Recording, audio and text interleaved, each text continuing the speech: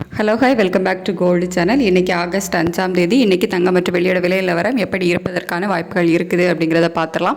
நேற்றுக்கு தங்கத்தோட விலையில் 5 ரூபாய் அதிகரித்து 9295 ரூபாய்க்கு 22 கேரட் ஆபரண தங்கம் விற்பனை ஆகிட்டு வந்துச்சு.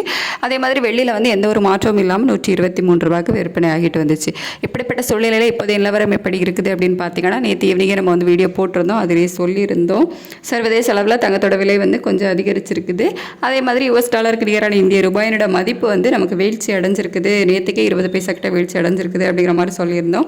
அது மறுபடியும் பார்த்திங்க அப்படின்னா இந்திய ரூபாயோட மதிப்பு வந்து வீழ்ச்சி தான் அடைஞ்சிருக்குது. நேற்றுக்கு ரேட்டு ஃபிக்ஸ் ஆகும்போது 87.45 பைசா இந்த ரேஞ்சில் வந்து இருந்துச்சு. இப்போ பார்த்திங்க அப்படின்னா 87.81 பைசா இந்த ரேஞ்சில் வந்து இருக்குது.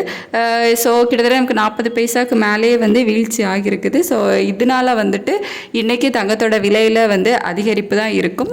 சர்வதேச அளவுலையும் தங்கத்தோட விலையில் ஒரு சின்ன ஏற்றம் தான் இருக்குது.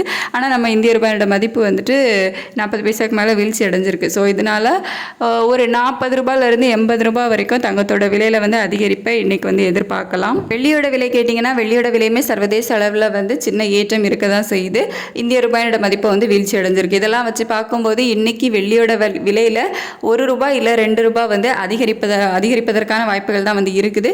ஸோ இன்றைக்கி ஆகஸ்ட் 5ஆம் தேதி தங்கம் மற்றும் வெள்ளி இரண்டிலையுமே விலை குறைவை வந்து நம்ம எதிர்பார்க்க முடியாது. ரெண்டிலையுமே விலை அதிகரிப்பு தான் இருக்கும். தங்கத்தில் வந்துட்டு ஒரு 40 ரூபாயிலிருந்து 80 ரூபாய் வரைக்கும் விலை அதிகரிப்பை எதிர்பார்க்கலாம். வெள்ளியோட விலையில் ஒரு 1 ரூபாய் இல்லை 2 ரூபாய் வந்து விலை அதிகரிப்பை எதிர்பார்க்கலாம். ஸோ இதுதான் பார்த்திங்க அப்படின்னா இப்போதைய நிலவரம் வந்து இப்படி தான் இருக்குது. இதுக்கு மேலே இன்னும் நமக்கு கொஞ்சம் டைம் இருக்குது. அதில் ஏதாவது சேஞ்ச் ஆச்சுது அப்படின்னா இதில் இருந்து கொஞ்சம் வந்து மாற்றம் நடக்கலாம். அவ்வளோதான், ரொம்ப பெரிய வித்தியாசம்லாம் இருக்காது. இன்றைக்கி ரெண்டுலேயுமே விலை அதிகரிப்பு தான் இருக்கும்.